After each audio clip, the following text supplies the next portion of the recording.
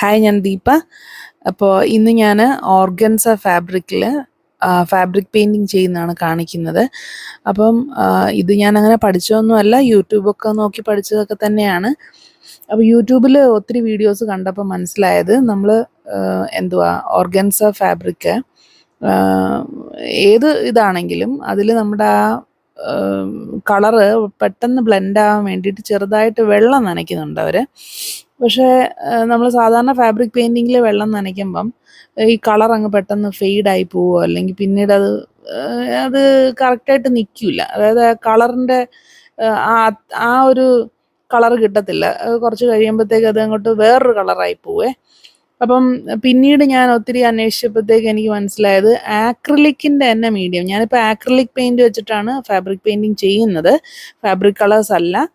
അപ്പം ആക്രിലിക്കിൻ്റെ മീഡിയം കിട്ടും, അത് വെള്ളം പോലെ ആയിരിക്കുന്നത്. അപ്പം അത് വെച്ചിട്ട് നമ്മൾ തുണി നനച്ചേച്ച് നമ്മൾ പെയിൻറ്റ് ചെയ്യുവാണെങ്കിൽ നമ്മൾ ഉദ്ദേശിക്കുന്ന രീതിയിൽ ബ്ലെൻഡ് ചെയ്തെടുക്കാനായിട്ട് പറ്റും. കുറച്ചും കൂടെ ഇങ്ങനെ ഒരു ഗ്ലാസ് ഇഫക്റ്റ് ഒക്കെ വരും. അതായത് തുണിയുടെ അടുത്തുനിന്ന് മാറി നിൽക്കില്ല പെയിൻറ്റിങ്, തുണിയോട് ചേർന്ന് തന്നെ നിൽക്കും. അപ്പം ഇപ്പം ഞാൻ എന്തായാലും ജസ്റ്റ് ഒന്ന് പരീക്ഷിച്ച് നോക്കാം, എനിക്ക് വരയ്ക്കാൻ പറ്റുന്നുണ്ടോ, എൻ്റെ കൈയൊക്കെ വിറയ്ക്കുന്നുണ്ടോ എന്ന് അറിയാൻ വേണ്ടി ഞാൻ ജസ്റ്റ് ചെയ്ത് നോക്കിയാണ്. ഇതെൻ്റെ ആനിക്കുട്ടിയുടെ ഡ്രസ്സിൽ ചെയ്ത ഒരു വർക്കാണേ.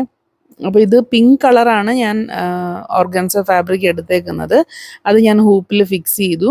എന്നിട്ട് ഞാൻ പിൻട്രസ്റ്റിൽ നിന്നൊരു ഫോട്ടോ എടുത്തു. അത് നമ്മൾ HB പെൻസിൽ വെച്ചിട്ട് ഇതിലോട്ട് ട്രേസ് ചെയ്യുകയല്ല വേണ്ടത്.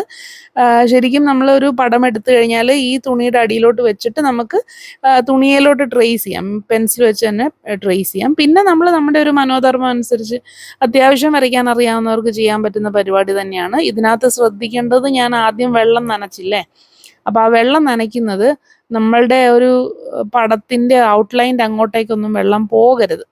കാരണം ഒത്തിരി അങ്ങോട്ട് പോയി കഴിഞ്ഞാൽ, ഞാൻ ഫസ്റ്റ് ടൈം ചെയ്തപ്പോൾ ഒത്തിരി അങ്ങോട്ട് പോയി കഴിഞ്ഞാൽ മൊത്തത്തിൽ പടർന്ന് നമ്മുടെ ഔട്ട്ലൈനിൽ നിന്നും പുറത്ത് നിൽക്കും.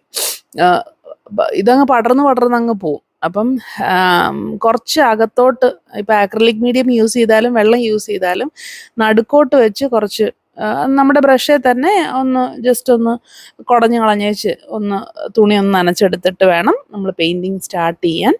എന്നാൽ മാത്രമേ അതങ്ങോട്ട് ബ്ലെൻഡായിട്ട് കിട്ടത്തുള്ളൂ. അല്ലാതെ ചുമ്മാ നമ്മൾ നേരിട്ട് പെയിൻറ് എടുക്കുമ്പോൾ അത് എന്തോ ഒരു കട്ട പിടിച്ച പോലത്തെ ഒരു എഫക്റ്റാണ്.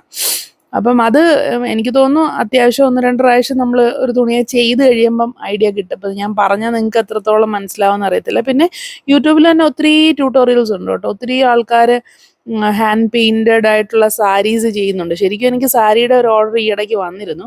അപ്പോൾ അവർ എൻക്വയറി ചെയ്തപ്പോഴത്തേക്കാണ്, ഞാൻ ജസ്റ്റ് ഒരു ഉദ്ദേശത്തിൽ ഞാൻ എസ്റ്റിമേറ്റ് പറഞ്ഞു, അവർ ഓക്കെ ആയിരുന്നു, പക്ഷേ ഓർഡർ കിട്ടിയില്ല. അപ്പോഴാണ് ഞാൻ ആലോചിച്ചു, ഇനി നമ്മളതൊന്ന് ചെയ്ത് നോക്കാതെ നമുക്ക് ശരിക്കും അതിൻ്റെ ഒരു എസ്റ്റിമേറ്റ് പറയാൻ പറ്റത്തില്ല. അപ്പം നമ്മൾ അങ്ങനെ വലിയ മെനക്കെട്ട പണിയൊന്നും അല്ല, എങ്കിലും കഴുത്തൊക്കെ പ്രശ്നമുള്ളവർക്കാണ്. എങ്കിലും ഞാൻ ഭയങ്കര എൻജോയ് ചെയ്തൊരു പണിയാണ്. അത്ര ഭയങ്കര പെർഫെക്ഷനിലൊന്നും വന്നൊന്നുമില്ല. പക്ഷേ എനിക്ക് കാര്യങ്ങൾ മനസ്സിലായി. അതായത് ഇന്ന കാര്യങ്ങളാണ് വേണ്ടത്. പിന്നെ ഒരു പൂ വരയ്ക്കാനൊക്കെ ആയിട്ട് ഇത്ര പെയിൻറ്റ് വേണ്ടി വരും, എത്രത്തോളം പെയിൻറ്റ് വേണ്ടി വരും, എത്രത്തോളം സമയം വേണ്ടി വരും, എന്താണ് അതിൻ്റെ എഫേർട്ട്, പിന്നെ ഇതിൻ്റെ ടെക്നിക്സ് ഒക്കെ എന്താണ്, ഇതൊക്കെ ഒന്ന് പഠിക്കാനുള്ള ഒരു അവസരമായിരുന്നു. അപ്പം ഞാൻ അത്യാവശ്യം എൻജോയ് ചെയ്താണ് ചെയ്തത്. ഇതിൽ കൂടുതൽ ഇതിൻ്റെ ഡീറ്റെയിൽസ് പറയാനില്ല, കാരണം ഒത്തിരി വീഡിയോസ് അവൈലബിൾ ആണ് ട്യൂട്ടോറിയലായിട്ട്.